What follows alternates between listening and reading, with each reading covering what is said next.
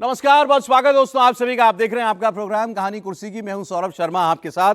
दिल्ली के इलेक्शन की चर्चा करनी थी आपसे, लेकिन दिल्ली के इलेक्शन ने तो सब कुछ खोल कर रख दिया। नरेंद्र मोदी के खिलाफ जो एक सबसे बड़ी स्ट्रैटेजी, सबसे बड़ा गठबंधन, सबसे बड़ा मोर्चा बनाया गया था, जिसका नाम रखा गया था INDIA इंडिया, वो यूं बिखरेगा ये तो किसी ने सोचा नहीं था। और दिल्ली के चुनाव में बिखर जाएगा, जिसे ये सारी पार्टियां कोई बहुत बड़ा इलेक्शन नहीं मानती हैं। अरविंद केजरीवाल कह रहे हैं कि यह चुनाव इंडिया अलायंस का चुनाव नहीं है। तेजस्वी यादव कह रहे हैं इंडिया गठबंधन तो केवल 2024 के लोकसभा इलेक्शन तक के लिए था। तो क्या इस दिल्ली के चुनाव ने साबित कर दिया एक बार फिर कि नरेंद्र मोदी के खिलाफ यह मोर्चा जो बनाने की कोशिश की गई थी, शुरुआत से इसका अंत यही लिखा हुआ था जो आज दिखाई दिया है। लिख पहले दिया गया था, पढ़ा आज जा रहा है। और पढ़ भी बीजेपी नहीं रही है, वही लोग पढ़ रहे हैं जो कि इस गठबंधन का हिस्सा है। जैसे मैंने आपको बताया, बहुत सारे ऐसे और बयान हैं। आज भारतीय जनता पार्टी वही बात कह रही है जो वो शुरुआत से कह रही थी 2023 से, जब ये मोर्चा बना था, कि ये बेमेल लोगों का मोर्चा है। लोगों के हाथ मिल रहे हैं, दिल नहीं मिल रहे। ये लोग बैठकर एक साथ ठीक से बैठक नहीं कर सकते, लोकसभा चुनाव क्या लड़ेंगे? जो कागज पर रणनीति नहीं बना सकते, वो लोगों के बीच जाकर के चुनाव लड़ने की स्ट्रैटेजी क्या बनाएंगे? और ये सब कुछ होता हुआ दिखाई दे रहा है। और क्या इसी से फिर एक बार फिर यह बात भी रेखांकित होती है कि 2024 लोकसभा चुनाव में भारतीय जनता पार्टी को जो झटका लगा था, ना सिर्फ वो उससे उबर चुकी है बल्कि और मजबूत भी हो गई है।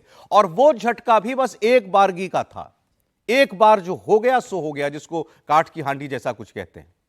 और ये सब कुछ दिल्ली के इलेक्शन में यूं बेपर्दा हो रहा है जैसे सब लोग भरे बैठे हों, कहना चाह रहे हों, नहीं पहले मैं बताऊंगा इंडिया गठबंधन क्यों टूटा, मैं पहले बताऊंगा हमारा गठबंधन क्यों नहीं हो सकता दिल्ली के चुनाव में। और बोलने वाले कौन कौन? तृणमूल कांग्रेस हमारा साथ अरविंद केजरीवाल के साथ है। अच्छा, आप तृणमूल कांग्रेस दिल्ली में लड़ ले। अखिलेश यादव कह रहे हैं कि हम केजरीवाल के साथ मंच साझा करेंगे, आप दिल्ली में लड़ेंगे। उद्धव ठाकरे की पार्टी कह रही है कि हमें बड़ा दुख हुआ जिस तरीके से कांग्रेस पार्टी ने देशद्रोही कहा अरविंद केजरीवाल को, हम अरविंद केजरीवाल के साथ हैं। उद्धव ठाकरे का वोट है दिल्ली के अंदर। अरविंद केजरीवाल का साथ देने की ऐसी होड़ मची कि कांग्रेस को सबने अलग कर दिया, किनारे पर लगा दिया। औरों को तो छोड़िए, अपने नेता बोलने लग गए। पृथ्वीराज चव्हाण कांग्रेस पार्टी के सीनियर लीडर हैं महाराष्ट्र के, उन्होंने कहा मुझे लगता है दिल्ली में तो आम आदमी पार्टी जीत जाएगी। जीत भी रही हो तो आपको बोलना जरूरी है। तो अपने लोगों ने जवाब दे दिया है, संदीप दीक्षित ने, भाई आप आम आदमी पार्टी से टिकट मांग लो, आपको लगता है कि आम आदमी पार्टी जीत रही हो तो दोस्तों ये सब कुछ हो रहा है। और ये सारे बयान मैं आपको एक एक करके दिखाऊंगा। इतने बयान इकट्ठा हो गए, सच में हैरान करने वाली बात है। लाइन से एक के बाद एक नेता बात कर रहे हैं कि इंडिया गठबंधन नहीं बचा। हर्षवर्धन त्रिपाठी जी, विजय त्रिवेदी जी, समीर चौगांवकर साहब स्टूडियो में आ चुके हैं। सर, बहुत स्वागत आप सभी का। तो सबसे पहले तो जो दिल्ली के रण के ऑपोजिशन की धुरी हैं अरविंद केजरीवाल, उनकी बात मैं आपको सुनाता हूं। खुलकर कह रहे हैं इंडिया अलायंस कहां, दिल्ली के इलेक्शन में कहां से इंडिया अलायंस हो गया, कांग्रेस पार्टी तो बीजेपी से मिली हुई है। आपको सुनाता हूं इसके बाद में बयान संदीप दीक्षित का, जो कह रहे हैं कि सपा और टीएमसी जो साथ दे रहे हैं सो कॉल्ड अरविंद केजरीवाल की आम आदमी पार्टी का इस चुनाव में, उनका 2.5 वोट भी नहीं है दिल्ली के अंदर, लड़ लो चुनाव। प्रहलाद जोशी केंद्रीय मंत्री, वो कह रहे हैं कि अमित शाह ने तो बहुत पहले कह दिया था कि ये सारे लोग केवल फोटो शूट के लिए एक साथ आ सकते हैं, चुनाव लड़ने के लिए साथ नहीं आ सकते। कुछ और एक बयान है, सुना रहा हूं आपको। दिल्ली का चुनाव आम आदमी पार्टी और बीजेपी के बीच में है, ये इंडिया गठबंधन का चुनाव नहीं है। जो भी हमें समर्थन मिल रहा है, मैं उन सभी पार्टियों का दिल से शुक्रिया अदा करता हूं। वो हमें समर्थन दे रहे हैं। ममता दीदी ने समर्थन दिया और अखिलेश जी ने समर्थन दिया। मैंने इसमें मीडिया में ही देखा है कि शायद ठाकरे जी की भी पार्टी शायद समर्थन दे रही है। मैं सब लोगों का शुक्रिया अदा करता हूं, जो जो हमें आशीर्वाद दे रहे हैं, जो जो हमें समर्थन दे रहे हैं। वो बस केस ही करने के लिए, वो बीजेपी उनको कहती है, वो तो बीजेपी का मोहरा है। बीजेपी कहती है चेस के अंदर एक कदम चल तो वो एक कदम चलता है, वो कहते हैं 2 कदम चल तो वो 2 कदम चलता है, वो कहते हैं राइट मुड़ जाओ तो वो राइट मुड़ जाता है, वो कहते हैं लेफ्ट मुड़ जाता है, वो कहते हैं केस कर क्या तो वो केस करता है, वो कहते हैं इन आदमियों को खरीद ले तो वो आदमी तो वो तो। कम्युनिस्ट पार्टी जी is one of the INDI partner. तो केरल में आपस में लड़ते हैं जी, वेस्ट बंगाल में लड़ते हैं। तो ये माननीय अमित शाह जी ने एक बार कहा था ये फोटो अप है, ये फोटो शूट है और कुछ नहीं है। ये तो तब सब लोग कूद पड़े थे, नहीं नहीं ऐसे कैसे बोलते हैं करके जी। अभी वही हो रहा है। And second thing is Congress can never go with other parties. इनके स्वभाव में भी नहीं है, इनके ब्लड में भी नहीं है। आप हमारा दोस्त पार्टी है। अरविंद केजरीवाल जी ममता जी को रेस्पेक्ट करता है और ममता जी अरविंद केजरीवाल को पसंद करता है, और हम लोग चाहते हैं दिल्ली में भाजपा हार जाए और फिर से जो स्थिति है, जो गवर्नमेंट है, वो फिर से पावर में आ जाए। लेकिन इसका इक्वेशन में क्या क्या होगा, कैसे होगा, ये ममता जी फाइनली वो जो डिसीजन होगा ममता जी वो आपको बता देंगे। पृथ्वीराज चौहान जी महाराष्ट्र के, वो ये कह रहे हैं कि दिल्ली में तो केजरीवाल ही अच्छे हैं। ठीक है, उनको अच्छा लगता है तो आम आदमी पार्टी ज्वाइन कर ले भाई। कोई नेता जो है क्या समझ के क्या बोलता है वो जाने। अगर इतने अच्छे थे केजरीवाल तो महाराष्ट्र में भी तो अलायंस कर लेते, उनको टिकटें दे देते, अपनी सीट से दे देते, अपने इलाके से दे देते।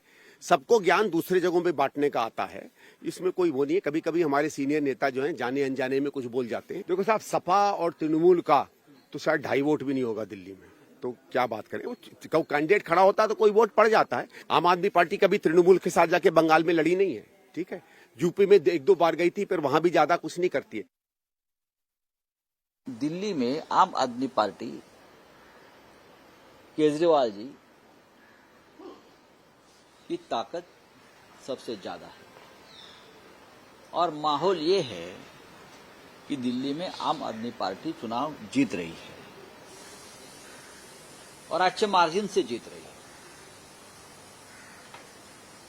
मुझे ये दुख है, हमारे पार्टी को या उद्धव ठाकरे साहब को, कि कांग्रेस और आम आदमी पार्टी इंडिया ब्लॉक के सम्मानीय सदस्य हैं। कांग्रेस तो नेतृत्व कर रही है इंडिया ब्लॉक, लेकिन केजरीवाल जैसे नेता को कंडेम करना, उनको देशद्रोही करार करना, इस प्रकार से कैंपेन करना, उससे हम सहमत नहीं है। फिर भी अगर दोनों एक साथ आकर लड़ते तो हमारे जैसे लोगों को खुशी होती कि हम सब एक साथ हैं। अब 2 सवाल हैं हमारे सामने। एक तो ये दिल्ली के इलेक्शन में ऐसा क्या है, या साफ कहें अरविंद केजरीवाल में ऐसा क्या है कि उनका नाम सामने आते ही या उनका चुनाव सामने आते ही यूं इस तरीके से अलायंस बिखर पड़ा, या यूं सबने अरविंद केजरीवाल को चुना और कांग्रेस का पार्टी को किनारे लगा दिया। ऐसा भी लग रहा है जैसे सब लोग कांग्रेस पार्टी से कोई हिसाब बराबर करना चाहते हैं, चाहे समाजवादी पार्टी हो, चाहे उद्धव ठाकरे की पार्टी हो, चाहे तृणमूल कांग्रेस को हो। हर राज्य में सबका कांग्रेस के साथ कुछ ना कुछ खाता चल रहा है और वो खाता बराबर करना चाहते थे, और सबने केजरीवाल के बहाने वो रिकॉर्ड स्ट्रेट कर लिया अपना। और जो दूसरी बात है, आप मन में जो हो, कोई चुनाव चल रहा है, सब कहते हैं हमें बीजेपी को हराना है, तो थोड़ा तो दबा के भी रख सकते थे ना, इतने दिनों रखा ही था। आज अचानक ऐसा क्या हो गया कि सब खुलकर आ गए कि कांग्रेस नहीं, केजरीवाल। इंडिया गठबंधन जो है, ये सब धर्म वरम की बातें, ये गठबंधन धर्म की बातें बाद में, यहां केवल केजरीवाल। क्या खास है ऐसा, हर्षवर्धन त्रिपाठी जी? खास ये है कि सबको लग रहा है कि कांग्रेस थोड़ा सा कमज़ोर दिखने लगी है। मई 2024 के बाद जो हरियाणा और महाराष्ट्र में हुआ, तो थोड़ा उसको पीट लें।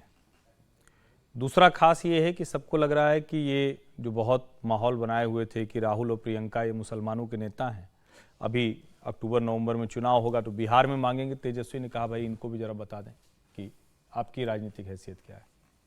अखिलेश यादव को लगता है कि ये हर दूसरे चौथे दिन अजय राय बयान देते रहते हैं। अभी नया बयान दिया है कि भाई हम मिल्कीपुर नहीं लड़ेंगे, 2027 की तैयारी कर रहे हैं, संगठन थोड़ा मजबूत कर रहे हैं। तो संगठन मजबूत कर रहे हैं तो भाजपा का तो कुछ बिगड़ेगा नहीं, बिगड़ेगा किसका, तो वो अपनी चिंता कर रहे हैं। संजय राउत जो कह रहे हैं वो सबसे अलग है।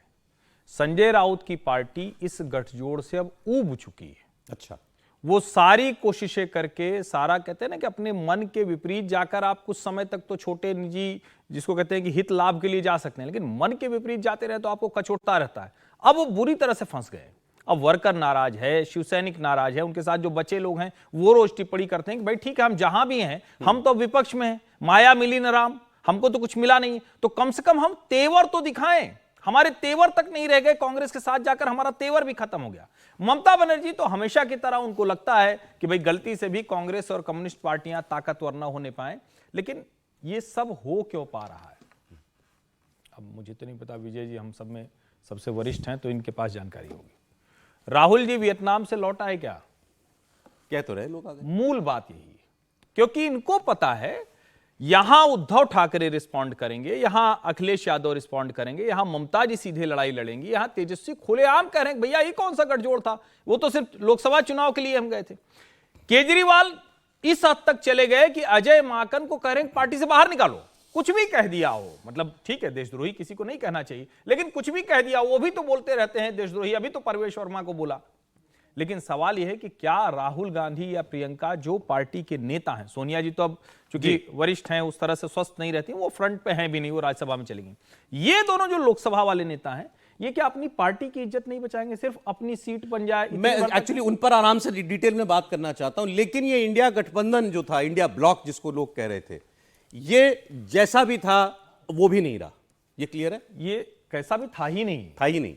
बेसिक पे आइए ना, 12 जून को जो बैठक टली थी, 12 जून 2023 को पटना में बैठक होनी थी, लालू जी ने अड़ंगा मारा, कह रहे नीतीश के बुलाने पर सब आ जाएंगे, हमारी इज्जत क्या रह जाएगी। फिर 23 जून को बैठक तय हुई और 12 जून की बैठक में क्या कह के नहीं आए थे, फिर याद दिला देता हूं। राहुल जी गए हैं अमेरिका, फिर से सुनिए, देश चुनावों में जा रहा था, नरेंद्र मोदी को सत्ता से हटाना था, राहुल जी गए हैं अमेरिका, अभी आएंगे, जरा टाइम लगे उनको, अब वो नहीं आए तो खड़गे जी ने कहा हम भी नहीं जाएंगे, तो कहे केसी वेणुगोपाल को भेज देंगे, तो उधर नाराजगी हो गई कि वो आएंगे तो क्या करें। तो असली मुश्किल यहां है, ये कोई गठजोड़ था नहीं, और दुर्भाग्य से हम लोगों ने भी लंबे समय तक इसके देश के अंग्रेजी नाम से इसको बुलाया, इस गठजोड़ को, ये कहना नहीं चाहिए था, ये गलती हम लोगों की भी, लेकिन ये हमेशा से छिन्न भिन्न था, हमेशा से खंड खंड था, सिर्फ और सिर्फ अपने हित के लिए। आपको लगता है कि अच्छा वो डर लगता है, तो जैसे कहते हैं ना कि उस गली से आगे जाओ तो वहां थोड़ा सा रात में सन्नाटा हो जाता है ना, तो कोई मिल जाएगा तो क्या करेगा, तो कहते हैं हमारे साथ वहां तक चले चलो ना, उस वाले मोड़ के बाद तुम घर चले जाना। तो जहां तक डर लगता है वो राजनीतिक डर है यहां, तो वो बस उसी मोड़ तक जाते हैं, उसके बाद कब गायब हो जाता है पता है, और पता चला कि सही में मुसीबत आ जाए तो कोई मिलता ही नहीं। तो असली स्थिति ये खंड खंड है, ये कोई गठजोड़ था ही नहीं, और इसके मतलब जिसको कहना है कांग्रेस पार्टी को लेकर सबको लगता है कि शायद थोड़ा गेन कर रही है, इसलिए इसको पीट लो। फॉर द रिकॉर्ड, जहां तक मेरी जानकारी है, दिसंबर 2023 के बाद से इस ब्लॉक की कोई मीटिंग भी नहीं हुई है। दिल्ली में मुझे लगता है आखिरी मीटिंग हुई थी, उसके बाद से अभी हम लोग पहले बात कर चुके हैं, दिल्ली में आखिरी मीटिंग हुई थी, तो आप समझ लीजिए मतलब साल भर के ऊपर हो गया। ये गठबंधन इस बैठक में भी एक साथ नहीं बन पाया है, कोई मीटिंग इसकी नहीं हुई है, इसका कोई स्ट्रक्चर नहीं है, कोई सचिवालय नहीं है, कोई अध्यक्ष नहीं है, कोई कन्वीनर नहीं है। लेकिन हाँ, नरेंद्र मोदी के सामने हम एकजुट हैं, ये दिखाने की भरपूर कोशिश की जा रही थी।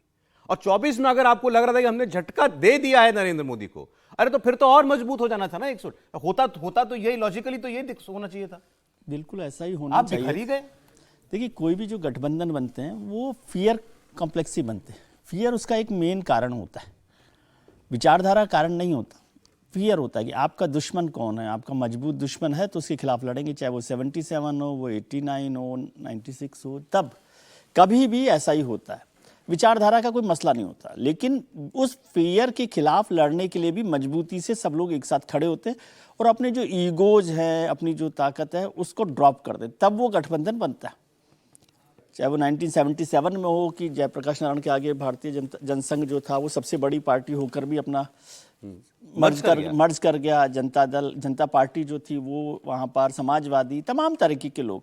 89 में भी ऐसा ही हुआ कि वीपी सिंह के सामने भारतीय जनता पार्टी एक तरह से सरेंडर कर दिया, वामपंथियों ने सरेंडर कर दिया और दोनों एक साथ भी चले गए। लेकिन यहाँ पर इंडिया गठबंधन को जब तक लगा कि वो नरेंद्र मोदी के खिलाफ लड़ाई लड़ सकते हैं, वो उसके लिए तमाम कोशिश करते रहे कि एकजुट होने के दिखावा करते रहे और उसका कुछ नतीजा भी आया।